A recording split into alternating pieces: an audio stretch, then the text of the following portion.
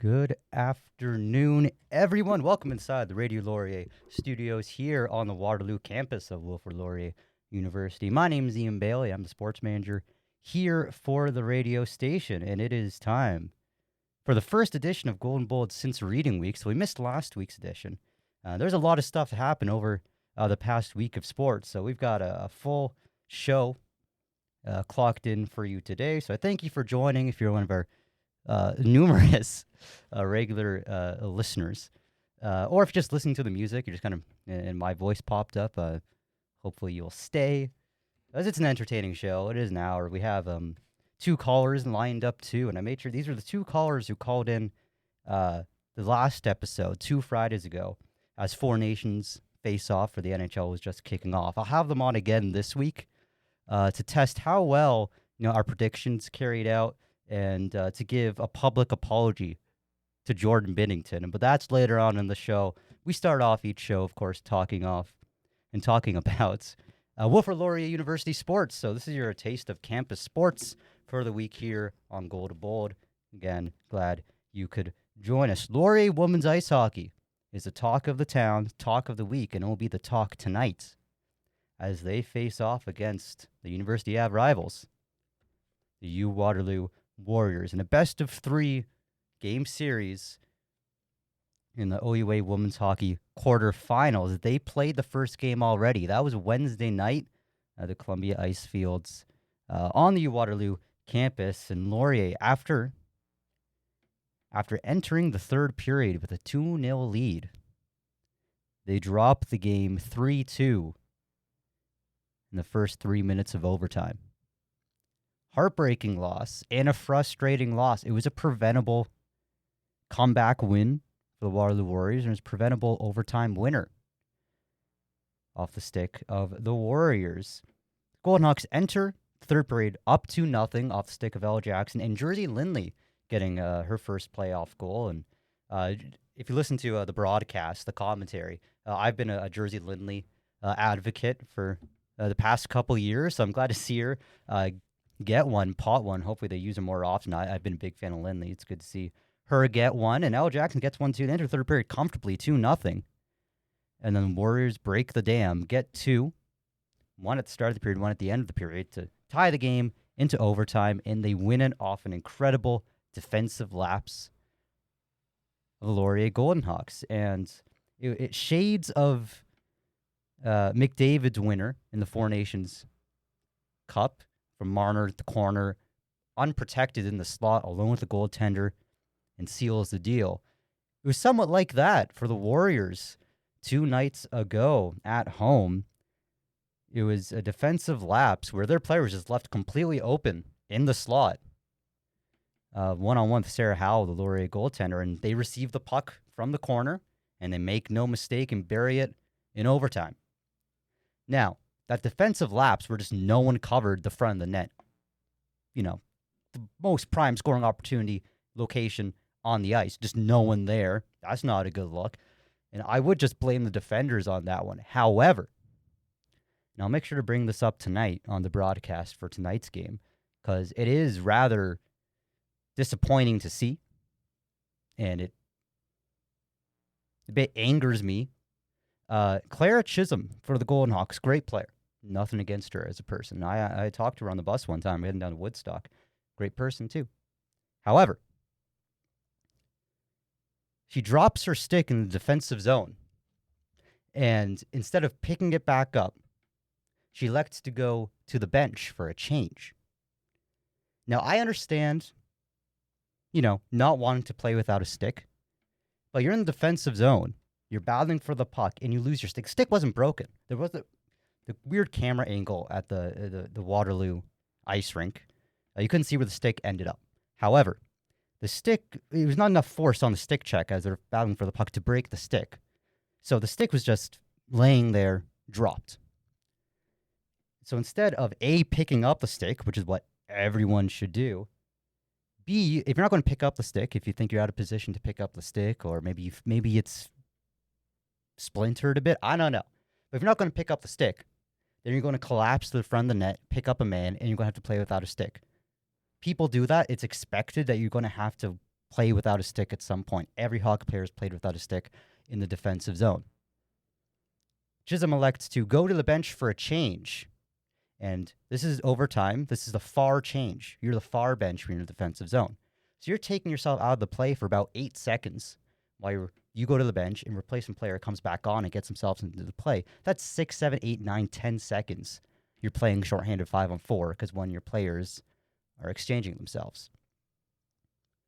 By the time her replacement player, Haley Simonowski, gets on, Waterloo's celebrating the game-winning goal. So Chisholm drops her stick, doesn't pick it up, which is your first your first action. Your second action is just play without the stick and collapse defensively and get back in front of the net and start boxing out players, start pressuring them. You don't have a stick, but you still have a body. We've seen the time and time again at every level of hockey. You play without a stick sometimes in the defensive zone. That's her second action. The third action, the one she elected to choose, was to go off for a change, making her team shorthanded for 10 seconds. In the defensive zone with Waterloo has momentum and has possession. This was not communicated, obviously, with the defenders on the ice. As defenders on the ice, you could tell they're all focused on the puck. They're not looking back to their bench. They don't see Chisholm changing. So they expect there to be 5 players on their side on the ice at that time. So they all have their man, which means one Warriors player is open. That was the player that was in the slot. That was the player that scored. So initially what looked like a defensive lapse of not picking up that player was really Laurier being shorthanded without realizing it. So I can't really fault the defenders there. I am faulting Claire Chisholm on that play. But they'll have time for redemption tonight. As that was just I want to get that done and over with at the start of the show because that was just a heartbreaker to watch. But they have redemption tonight. It's a best of 3. Very small series, which means this is a must-win. They dropped the first game. They need to win this one, and they need to win the next to advance. Warriors win tonight. Golden Hawks season is over. The Golden Hawks need to win tonight. It's at home. It's at 7 p.m. It's at Rim Park. Usually they play at Rec Complex. Here it's at the Rim Park, largest sportsplex in Waterloo region. And apparently, before I got into the studio today, I was checking up with the Laurier Athletics, and over 50% of the tickets have been sold. So get your tickets while you can, because that's a great number for women's ice hockey here at Laurier. And it's against U Waterloo. So if you have Waterloo friends, U Waterloo roommates, invite them down, cheer on their team. You go down to cheer on your team. More fans in the stands. It's always great to see. It's more energy going towards the ladies. And it's good hockey, too. I know I just spent the last 10 minutes saying how bad of a play Laurier made, but they're up 2-0. They know how to put the puck in the back of the net. So do the Warriors. I'm expecting a very close game. I'm expecting probably you'll see another 3-2. I might say 4-3. I don't see a team getting a multi-goal lead all game. I see a very tightly contested game.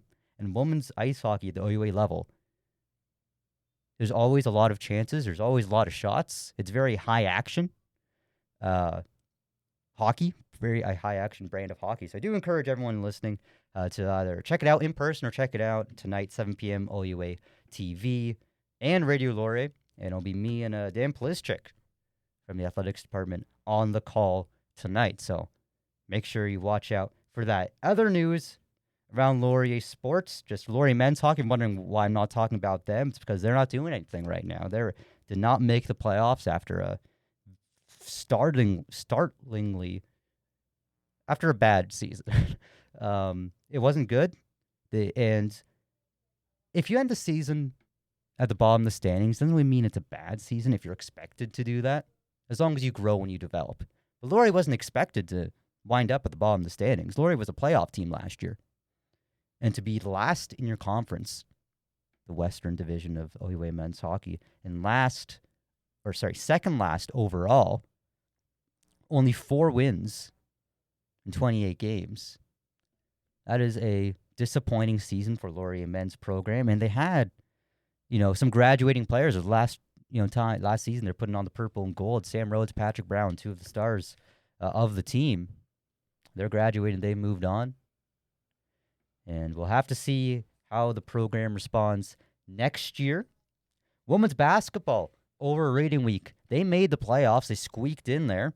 Of course, basketball does have a wider, OUA basketball has a wider playoff system. I think the 12 teams making it into the playoffs. Women's basketball squeaked in around the 10, 11, 12th seed, but they lost during a reading week, so we couldn't cover it. No one was here. But women's basketball lost in a reading week down Highway 7 against the Guelph Griffins. Of course, that was a road game, and they were up at the half.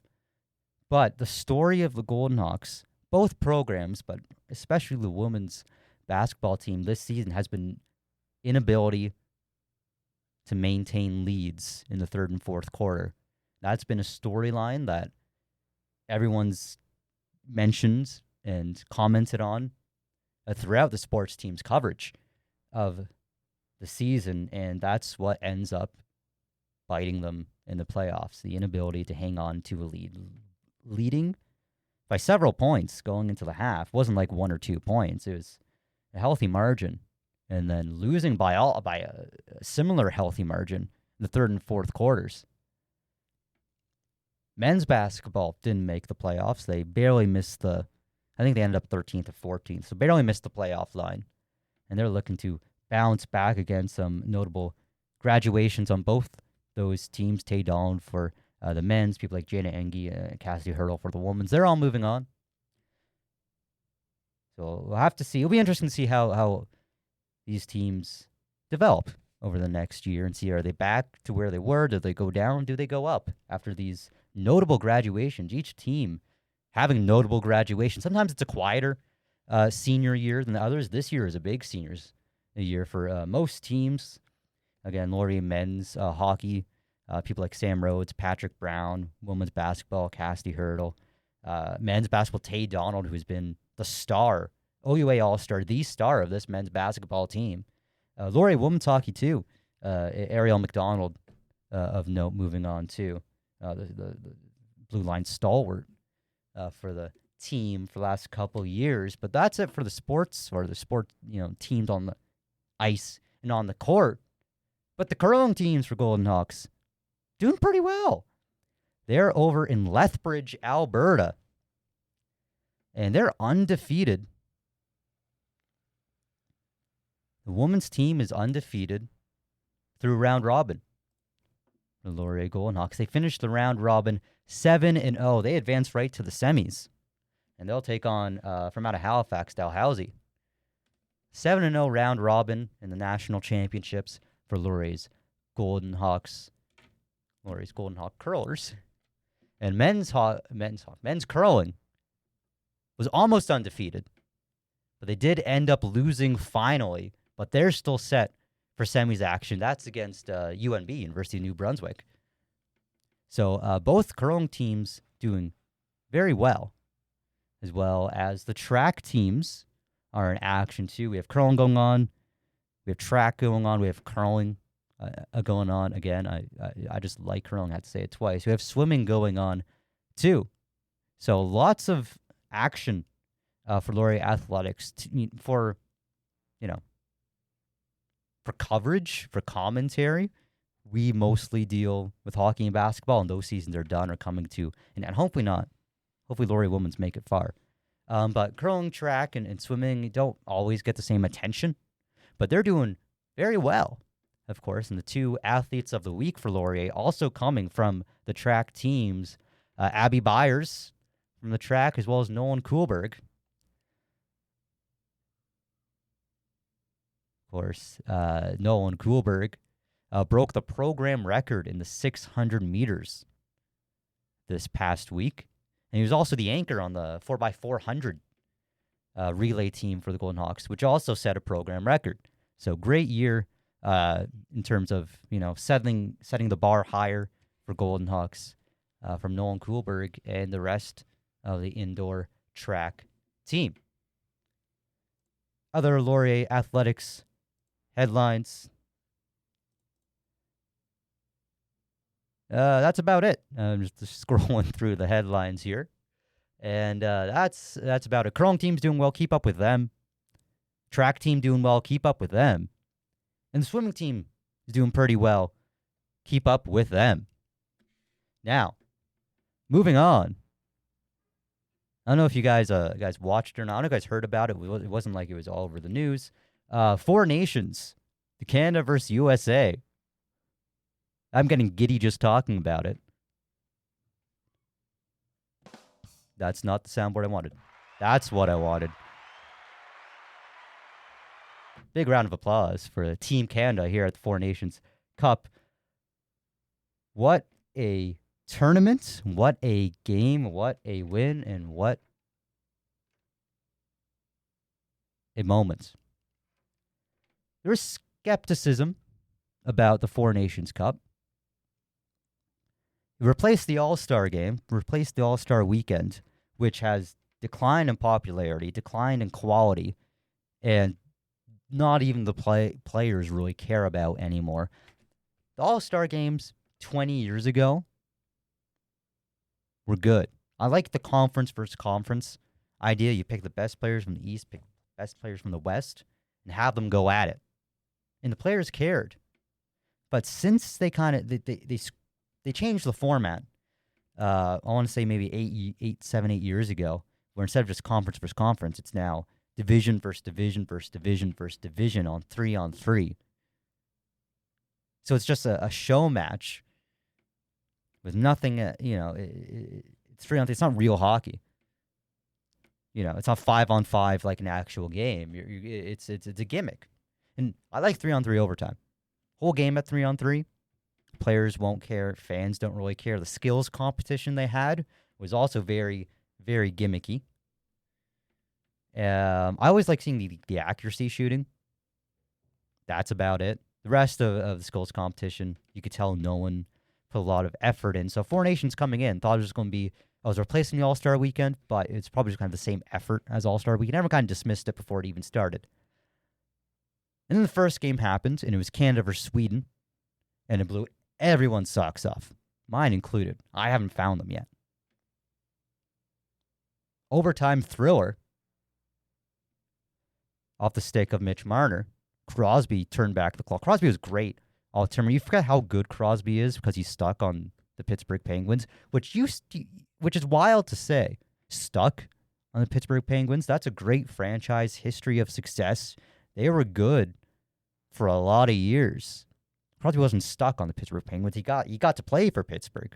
He was with Malkin and Letang, and you think about the 2016-27 teams. Kessel and Kunitz, Fleury, Murray. Great, great teams. Hornquist, Hagelin, Bonino. Great teams. Good rosters, good playoff rosters. They won 2 cups in a row less than 10 years ago. Now the Penguins, Kyle Dubas is just, and it's not really Dubas' fault, the general manager, but they're stuck in a lot of poor contracts. They have a rapidly aging roster. They have an old roster as is. They're only getting older. Their drafting and development has been subpar. And so I think it's fair to say Crosby has been stuck on the Penguins. And the Penguins are in no position to make the playoffs this year. Maybe they might squeak into a wild card should they go on a 10-game winning streak. But they're in no position to challenge for a cup. And you forget how good Crosby is because everyone kind of dismisses the Penguins. And he gets the national or international stage, and he puts on a clinic when he's 37 years old. So shout out Sidney Crosby. I know he's listening. And then we get to Canada versus USA on that Saturday night. The last Golden Boat episode was the Friday. They played the Saturday. So we previewed it then, gave some predictions. We had 2 callers on. One said USA is the stronger team. One said Canada was the stronger team. For Saturday night, the Americans won. 3-1, including an empty net. And that was an amazing start to the game. Of course, that was the 3 fights within the first 10 seconds of the game. It was absolutely surreal to watch. It was wild. It was so much fun as a fan just watching it, just throwing it on, just kind of having it, okay, we'll sit on the couch, watch the game. And then suddenly there's fighting. You never fight at the international level because the IIHF has a mandatory suspension for fighting. But this is ran by the NHL, not the IIHF. The NHL says, yeah, you can fight. And so they did. And they fought hard. And Canada went 2-1 in those fights, but they end up losing 3-1 in the game. And the States showed that they can hang with Canada internationally. And they can beat Canada internationally. Canada goes on, they beat Finland. States go on, they actually end up losing to Sweden, but that doesn't matter because Canada and the U.S. as the top two teams out of the four nations competing. Canada and the U.S. face off again on that Thursday night. Last week, 8 days ago. Canada wins it in overtime. McJesus himself clinches international glory. And what a show it was. Sorry, I heard squeaking outside the door, and I get weird. What a show it was. Off McDavid from the pass of Marner and pass of McCarr too. And there's a whole, I think it was Kevin Bieksa on Sportsnet went over it. It was such a good in-depth explanation. Mitch Marner and Cale Makar making eye contact. Makar ringing around to him. Marner taking the puck off his stick, angling it. Puck off his skate, angling it perfectly to his stick, which is a much harder play than it looks like. And then crisp pass, tape to McDavid, an inch away from Austin Matthews, the American stick. Perfect pass. It's going to haunt him. McDavid clinches it against Connor Hellebuyck. But almost as important, arguably as important as putting the puck in the net during overtime, is keeping the puck out of your net in overtime. That's where Jordan Binnington comes in. And Binnington, very controversial choice for starter. Very controversial choice to be named the starter of this Canadian team, as they are simply, arguably, not anymore. Now we all think Binnington's the best goalie in the world. But beforehand, you could name a fair few amount of Canadian goaltenders better than Binnington in the past couple of years. Logan Thompson is having one of the best seasons of goaltenders in the league and the best Canadian season of a goaltender in the league. Not named.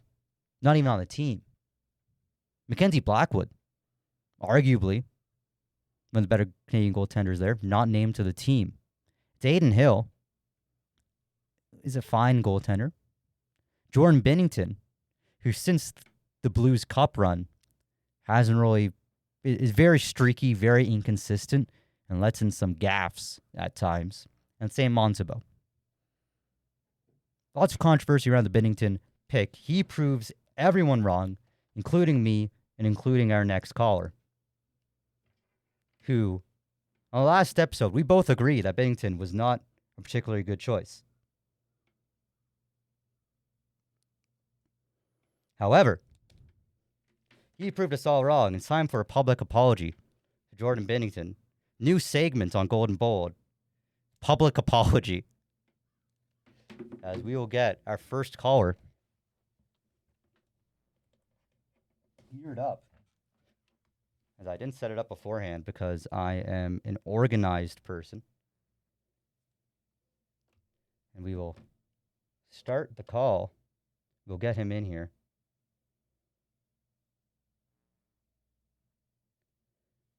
As our incoming caller, Jack Duma, we'll see if he picks up here. Hello. Yeah, well, there he is. All right. See, first time. First time's the charm. This is a Jack Duma. We had him on 2 weeks ago where he said that the United States had the better roster, especially in the crease.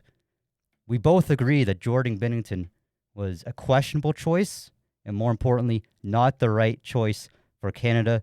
Jack, what do you say to that after the result of the final game against the States? I know Jordan Binnington is listening right now. He is. I'd like to publicly apologize to him and his family for ever doubting his abilities. He may have been pretty average for the entire Four Nations, but when it mattered at TD Garden, he got the job done. He carried that team. He owns TD Garden. He owns TD Garden, of course. That same place where he won his Stanley Cup as a member of the Blues 2019. He comes out on top at the Four Nations face-off in that same building in 2025. You mentioned he was average throughout the tournament, and he was. There's about a goal a game against the States, against Sweden, and that you would have wanted him to have that were fairly weak goals. As a goaltender yourself, you're going to overtime against a high-profile team, a high-scoring team like the States. What's your mindset like? Can you speak to the mindset at all that Binnington had to have going into the overtime? It's just full confidence. You can't even think of the possibility of letting a goal in, because you lose the entire tournament and let your whole country down. You just don't care about anything. Just save the pucks, and that's exactly what he did. And he carried Canada. He did. It was as much as McJesus himself gets the credit. Binnington, like, those were like 3 incredible scoring opportunities he shut down. A minute later, Canada wins it. Binnington, again, we talked about Logan Thompson not being on the team. We talked about Mackenzie Blackwood not being on the team. Then you had maybe a veteran like Fleury not being on the team, proving us all wrong that he should have been on the team all along. Outside of the crease, Canada's forwards in defense, what do you make of the skaters during the tournaments? And with the Olympics next year, do you think there's any omissions that could make the Olympics next year, or do you think this roster is what we'll see in 2026? Yeah, I think it will mostly be the same. I could see some like younger talent getting added, since Olympics are in 2 or 3 years, so that's a lot more time to develop a lot of players. And we could see a lot of the older guys like Crosby and Doughty maybe not be in the roster if they retire. It'll depend on how they're feeling in that time. But I do think the roster will mostly be the same. Yeah, it's hard to bet against the roster who won you the Four Nations. But you mentioned, yeah, Doughty, I'm not sure if he'll make it. He's getting older. He looked good in the tournament, but Yeah, he's getting older, and you lose a step, especially when the Olympics come around. Crosby, you've got to have him on the roster, don't you? if he's still playing, absolutely. He retires then next year. I guess he We'll won't see. play. Well, when's the tournament? Like 2 years? From now, 3 years? 2026, just next year. Oh, okay. That's just pretty close. Okay, never mind. Crosby will be there. Yeah, but Doughty, I don't know if he'll be there. With this win, Binnington, I won't say, I don't know, but will very, very likely be the starter in the Olympics now. There's a real possibility. Which many Canadians wouldn't want before the tournament. Now they're very content with Jordan Binnington being the starter. He has redeemed himself in such a legendary way among hockey fans.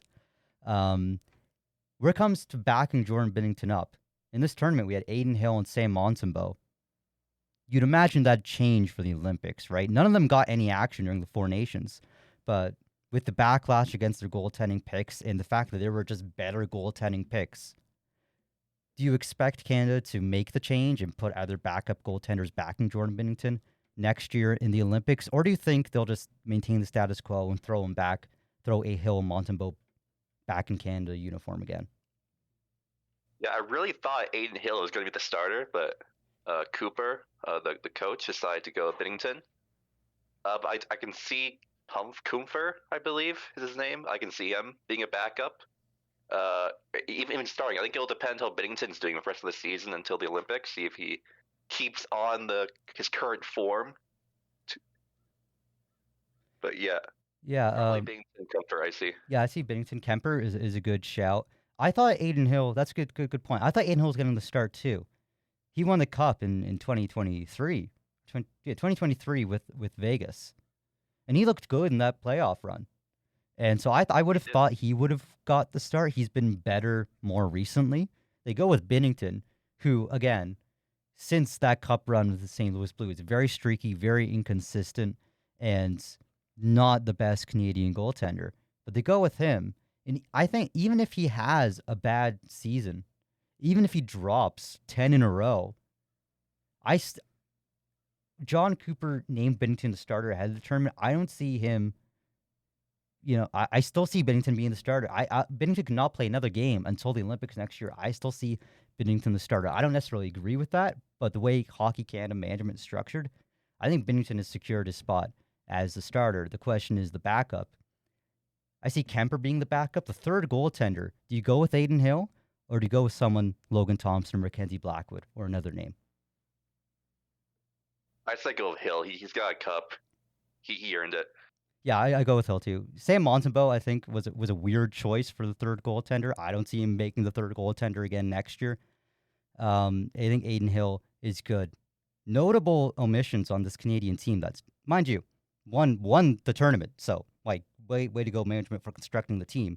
But probably the most notable omission being Mark Scheifele missing from this Four Nations team. Do you see him making the Olympics team, or do you think the team's just too crowded for him? I forgot he existed. He definitely should be on the team. He's a very good player. He is. He's like the best player on like one of the league's best teams in the Winnipeg Jets. Yeah. Didn't make the team. I think he should be on. Of course, the big talking point was who would come out of the lineup. And some might say Cirelli, but Cirelli looked really good, especially under John Cooper, because that's his NHL coach. So do you take out Cirelli, really good defensive face-off man?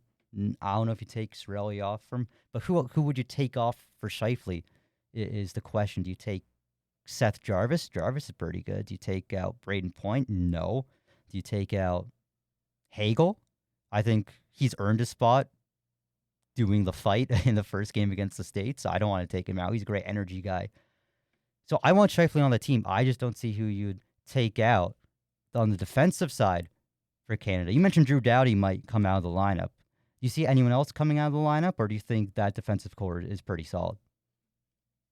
Well, I think they did mostly a very good job at defense. Besides that overtime, of course, but they really gave Binnington mostly an easy time for all the Sweden and Finland games.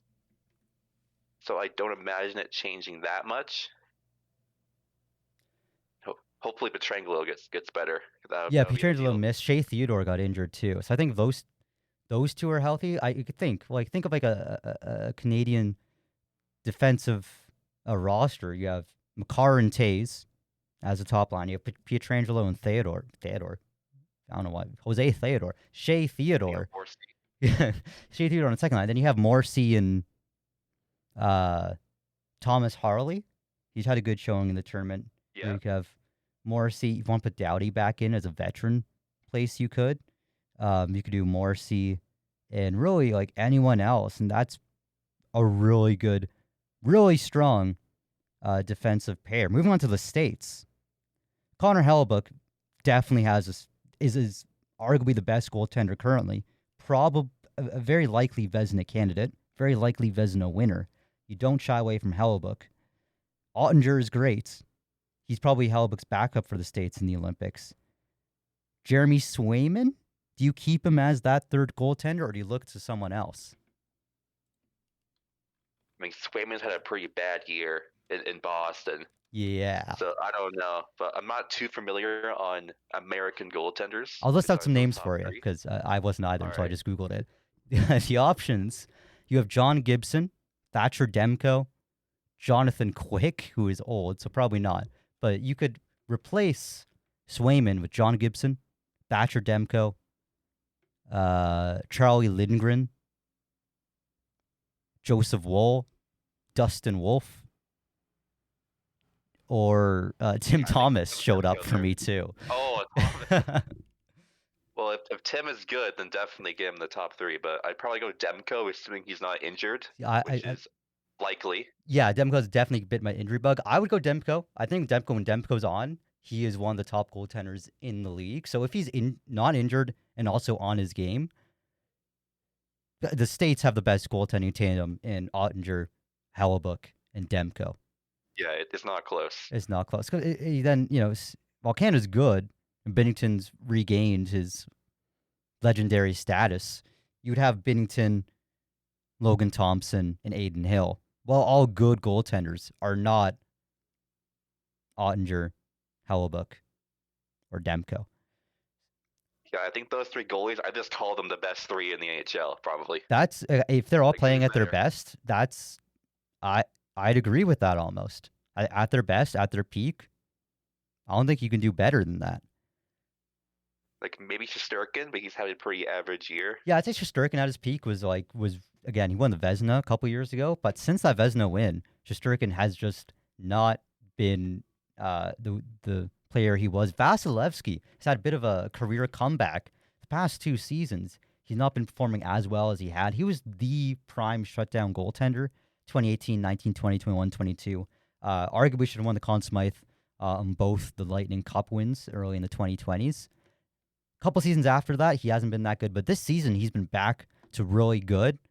The question is, do we see Russia at the Olympics next year? That'd be Shesterkin, that'd be Vasilevsky, that'd be Sorokin, that could be Bobrovsky in those net. That's also a really strong goaltending tandem. I know this isn't a political show, and we are not, diplomatic experts. However, Russia at the Olympics next year, would you like to see the Russian athletes at the Olympics? Absolutely, I would. They deserve a shot. I just Googled it, and it looks like they're currently in limbo, whatever that means for the Olympics. It means that no one has no clue. That's a good update, though. They're in limbo, which, it's hard. Like, Four Nations, they bring the best on best, but you don't have the best because Ovechkin isn't there, Kucherov isn't there, Vasilevsky isn't there. The whole Russian roster, Russia, very strong hockey team, not there. So it's just false marketing to advertise as best on best. But that's what they did. The Olympics, again, politics aside, I would like to see Russia there because those are some of the best hockey players, and the Olympics should be the place for the best hockey players. But with that, our time's running up here. However, I'll ask you one more question. It is the NHL trade deadline approaching. Your team is the Pittsburgh Penguins. I mentioned them earlier when talking about Crosby. I'll mention them again. What are the Penguins? What would you like to see the Penguins do? What would you like to see Kyle Dubas do come this trade deadline? A sell. I want Carlson gone. I sell that. So you're committing to the sell. Yes, you can't half commit. You got full commit to the sell. And this is a Penguins team that has not committed to the sell. They've been trying to delay the sell over and over again while they still have Malkin, Letang, Crosby. Maybe not, this season. But do you see any one of those three finally not being a Penguin? Do you see one of those three moving away from Pittsburgh before the end of their career? Unlikely. No, I think they're all going to stay and die with the team. I think that's a valid prediction.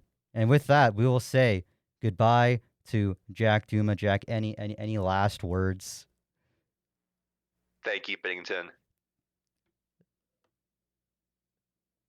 And that was Jack Duma kicking off the inaugural segment of Golden Bold called Public Apology. And we will have our second caller on now. Once I get this loaded up. And this was the second caller we had. Ooh, that was loud. This is the second caller we had 2 weeks ago. Jack predicted the American win. This guy predicted the Canada win.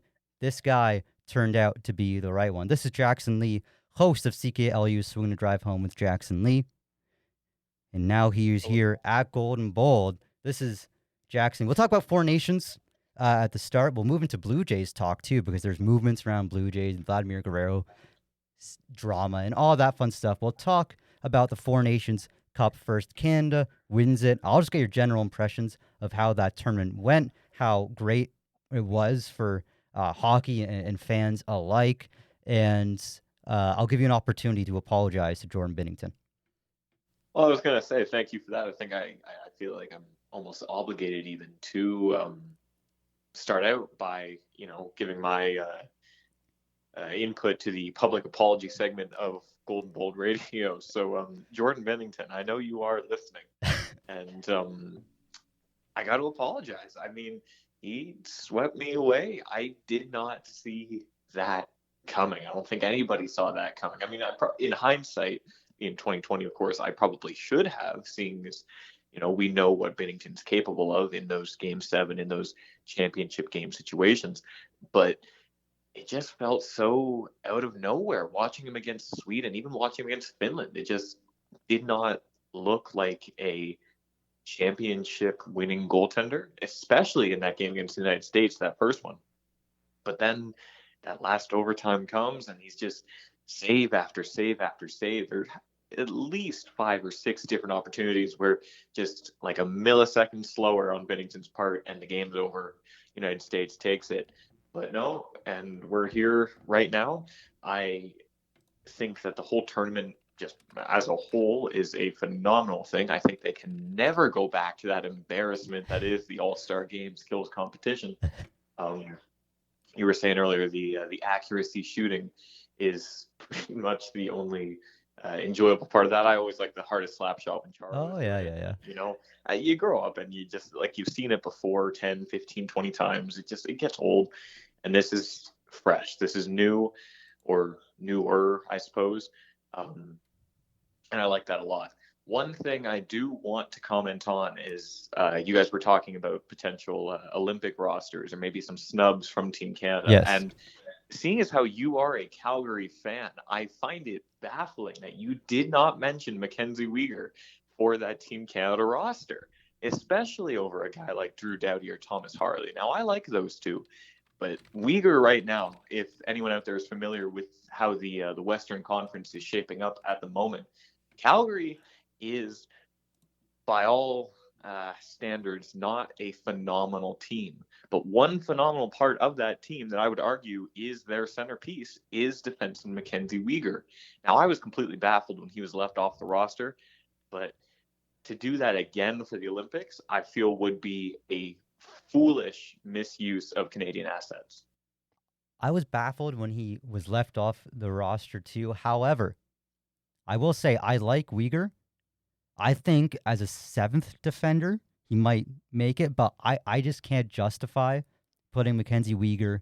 Like, where'd you put him over? First line, Taze McCarr. Can't mess that up. Second line, probably Theodore and Pietrangelo. They're teammates together on Vegas, 2 of the best Canadian defensemen. You can't mess that up. Which leaves only the third line. You have to have Morrissey out there.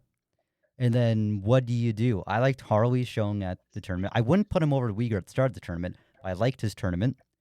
You could put Harley there with Morrissey on the third line. Or you could put Parayko. I liked his tournament a lot. You could put him on the third line. Sanheim, probably not making the Olympic team. I didn't particularly think he was a standout at the tournament. But for Morrissey's partner on the third line, it could be Weegar, but it could also be Parayko.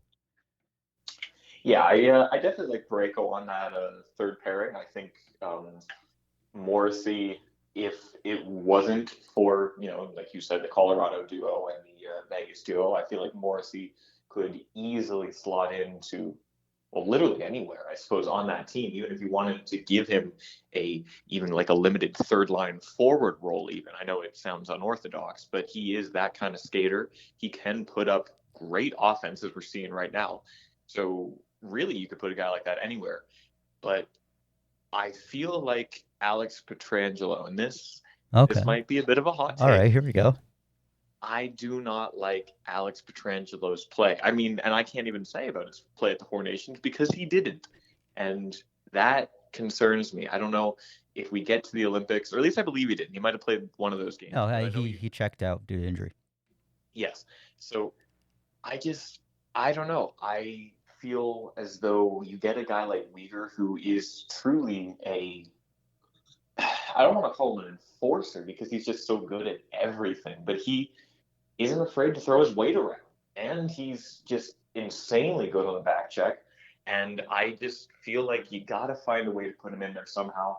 If that means getting rid of Pietrangelo or Theodore, and I feel like that's just something they have to do. Just, of course, not at the expense of the Makar, Taze, Morrissey, whoever, Now, if Team Canada was really bold, and if I was in charge of Team Canada, I would heavily consider. Now, this is perhaps some bias because I've liked this player for a while, but I think a very, very dark horse, if you want perhaps the best defensive defenseman in the league, you might put Chris Tanev on the roster. Now, given that long introduction, don't mistake me breaking out in laughter I legitimately think Chris Tanev is the best defensive defenseman in the league. He was great on the Flames. He was great on the Canucks. He's great on the Stars. And he's great on the Leafs now. I think if you want to make a really bold move and, irk a lot of people, Chris Tanev as like a seventh defenseman might be the move. I could absolutely see that. That is a very good pull. You're right. I feel like Tanev is definitely one of the most underrated players in the league solely because he is just a pure defensive monster who, there's other parts to his game. He'll get the occasional assist here and there, but really his job is just blocking everything, hitting people, making sure the puck doesn't get to the net. And I feel like Canada, especially with this goaltending situation that still may be up in the air. I know you guys are very satisfied with Binnington for the Olympics. I'm not quite sure. But if we get a guy like Tanev on that team who will prevent the puck from even getting to the net in, most of his situations when he's on the ice, I feel like that could be a very good asset to the team. Now, again, putting him over Parayko or Pietrangelo or Harley or whoever, that's the thing. A bit of an issue. But as an injury fill-in, as a seventh, maybe even eighth defenseman for that team, I could absolutely see them going ahead with something like that. Switching gears to the Blue Jays now. You want to talk about Blue Jays? I kind of want to talk about the Blue Jays. Spring training has started down in Dunedin. And give us an overview of the start of spring training. Give us an overview of the Vladimir Guerrero saga, Jackson. Well, it's what do we got? We got about 10 minutes until we do have 10 minutes, so you got that. You need like a whole hour to go over it. But in short, of course, Vladimir Guerrero Jr. is this team's homegrown franchise star. Like, we talk about guys like the Oleroods, we talk about guys like the Roy Hallidays, even though he's a pitcher. Like, Guerrero is of that quality, if not better. He is probably the best thing that has happened to this franchise since Roy Halladay, and I'm very comfortable saying that. Of course, you look at guys like Bautista and Dalton and Encarnacion, even, who were phenomenal players in their own right, but really only played for the team for about 4 or 5 years in their peak. Guys like Donaldson even less. So it'll be interesting to see what happens going forward with that, of course, being our franchise guy. One thing a lot of people, myself included, find frustrating is the money situation. I feel like everyone involved really it feels frustrated with this situation, but essentially boils down to the dollar mark that Guerrero wants versus the dollar mark that Rogers or Shapiro and Atkins feel Guerrero is worth. Now, we don't know this number. It could very well be in the 400 millions. It could be in the 500 millions. It could even be in the 600 millions. We really don't know. The only thing that we do know is that Guerrero and his agent and the Blue Jays organization are hundreds of millions of dollars off from where they need to be. Not even close is the words that were thrown around much during the offseason. And as a fan of this team and someone who is very dedicated to watching this team, it's frustrating because if you remember, it's a very, very short time ago, not only was Shohei Ohtani, another very prolific star, out-of-town star, was offered about 600, 700 million by this team. Juan Soto this offseason was offered apparently 500, 600 million dollars by this team. You could argue that guys like Soto and Ohtani, of course, are more consistent in their value, but not offering a homegrown star who has said on multiple occasions that he wants to retire as a Blue Jay, not offering him that contract, to me, just feels like either the money number is just out of this world high or Shapiro and Atkins need to grow some kind of backbone. Yeah, it's just a surprising development. As you see, the Jays were willing to shell out what the equivalent of what Guerrero was worth. They're willing to shell out that money for Juan Soto, Shohei Ohtani. We were a plane ride away from getting Ohtani. Now, that same money, they've shown that they're able to make that deal, make that monetary offer, and we don't know the specifics, but it just appears that they're not willing to make that same offer to Guerrero, one who's been on your team, one who's developed with you, one who's the face of the franchise. Guerrero heading into this season without an extension. He's on a 1-year deal to last the rest of the season. Does Guerrero stay? Does Guerrero go? Well, I think the Blue Jays are in a very, very tough predicament. There are several scenarios that we could see going forward, and I feel like Guerrero Jr. stays in very few, if any, of them.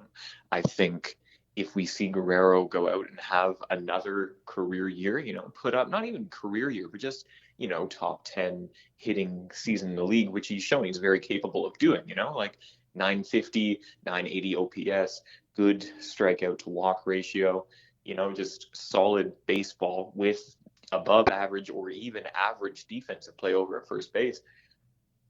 I really don't see any scenario where that happens and Guerrero stays, because there are going to be teams out there like the Red Sox, like the Dodgers. I know Guerrero has said he doesn't want to play for the Yankees, but money changes a lot of feelings like that. We've seen that before with hundreds of Major League Baseball players.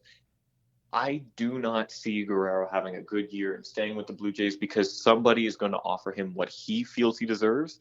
And unless Shapiro and Atkins match that, or probably even have to beat those numbers, whatever they end up being, I just don't see Guerrero staying. Now, if Guerrero plays poorly, or the Blue Jays somehow figure themselves out and become a playoff team, even a wild card team, a good wild card team, then we could have a conversation of being, the front office being willing to shell out those kind of dollars to Guerrero, or maybe having to shell out less because of Guerrero's bad production in a season. Again, this is all speculation. It's hard to say what will happen, and we will not know how, what will happen until November, December, whenever these, free agent signings begin. But one thing to be certain is that the entire league is going to be watching Guerrero. Well said. If you expect if Guerrero goes, then Bichette also may go, and those two players, arguably your two best players, they leave, and then suddenly you find yourselves in a rebuilding process again for the Jays. Would you not? No, absolutely. And I feel like that's the one thing that this front office is really trying to avoid. It feels like, after 2016, this franchise was in a massive rebuild for 4 or 5 years. And for some franchises, of course, that is nothing. You look at, the Habs or something, but it's frustrating as a fan of this team again, because also another thing that I probably should mention is that if you're in this front office, the last thing that you can do is let Guerrero or Bichette, for that matter, walk for nothing. So I really feel like if we get to the trade deadline and the team is anything but just completely locked into the playoffs, we're going to see a trade of some kind. I really feel like that is the case because, again, you cannot let a superstar guy like Guerrero walk for absolutely nothing. That would cost Shapiro or Atkins or both of them their jobs on the spot. Arguably, their actions and the lack of Blue Jays' success should have costed them their jobs a handful of seasons ago, yet they're still at the helm in the final couple minutes of this program. I'll ask you one more question. You mentioned the potential for a trade at the deadline for Vladimir Guerrero Jr. Should that occur, what returns, what positions, what would you like to see the Blue Jays build on? Well, that's a tricky one with baseball. If you look at similar types of trades around various leagues, like especially we just saw Nico Renton get traded from Colorado over to Carolina for another very, very strong player in Martin Necas, some young guys, some picks. You can't do that in baseball. You can't trade your picks. And a lot of prospects, unless they are completely, like it's written in stone that they're going to be great, you look at your Adley Rutschmans and stuff who themselves are usually untouchables. It's hard to say for baseball. You just have to, as a front office, you gotta, look for what you want. You can't really go out looking for specific positions, I feel like, especially in the prospect conversation, because that's just setting yourself up for failure. But they absolutely need to get several top of the, or like, high end prospects, whatever that looks like, whether it's position players, whether it's pitchers. I feel like they just need to get something, because right now the Blue Jays prospect pool is bottom 5 in the league, and that is a fairly widely accepted fact, is that this team does not have a good future if they cannot add by getting rid of Guerrero, or by extending these guys and hoping that something changes. Great answer, as always, as we say farewell to Jackson. Jackson, thank you for hopping on the call here. Thank you very much for having me. It's always a joy to be on Gold and Bold, the best radio show on campus universities. I'm going to hang up so he can't respond to that. Of course, he has his own show on CKLU 96.7. That's Tuesdays at 5. But we're on Golden Bold at 1 to 2 o'clock. It's approaching 2 o'clock, so we'll wrap it up real quick. Of course, over this past episode, we discussed Four Nations, we discussed MLB, and we discussed Laurier women's hockey team in playoff action tonight at Rim Park here at home in the second game of a best-of-3 against the Waterloo rivals. It's the Battle of Waterloo tonight at Rim Park, the second game of a best-of-3 series. Waterloo won the first one. Who will win tonight? Catch it in person. Tickets are going like pancakes, like hotcakes. And make sure you get your tickets. If you can't make it out, make sure you tune in here on RadioLaurier.com or for the visual stream on OUA TV. Also, stay tuned at 2 o'clock here, just a couple minutes. We'll have Film Score Fridays, which is also another great show. My name's Ian Bailey. Thanks for tuning in to Gold and Bold. We'll see you next week, the usual time, Fridays at 1. Have a great weekend, everyone.